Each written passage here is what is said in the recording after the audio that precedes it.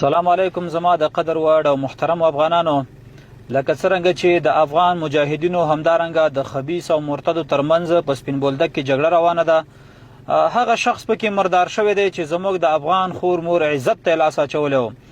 په ټولو افغانانو باندې غږ کوم چې افغان مجاهدین په خپل دعاو کې یاد وساتئ، او همدارنګه په هغه مسافرینو ورونو باندې غږ کوم چې د دې ملک څخه وتلی وي او په مخکینی فوز کې وظیفه اجرا کړي، په 01 02 په KPF ټولو ځواکونو باندې غږ کوم چې په هر ځای کې دالخور وینئ، داسې بغارې ته نه وباسي لکه څرنګه مو چې د ایرانیانو نه وایستلې. زموږ د افغانانو غیرت مازې ټولو دنیاوالو ته وایم، زموږ افغانان هغه خلک دي چې ستاسو امپراتوران په ګونډو باندې کړله. ټولو افغانانو ته اطمینان وکړو، ستاسو د عزت ساتونکي چې دي دلته په دې خاوره باندې واکمن شوي دي، انشاءالله د هر خبیث او نجس څخه به ستاسو پوښتنه کوي. زموږ افغانان په دعاو کې یاد ساتي. انشاءالله راتلونکي ویډیو هم تاسو سره شریکو، او زموږ مجاهدین چې دي الحمدلله مخکې لاړ دي او دا خبیثین مردار کړي دي. نو ټولو افغانانو ته د زړه له کومې دعا هم کوو چې الله رب العزت مو همداسې خوشحاله کړي، لکه نن چې خوشحاله کړم.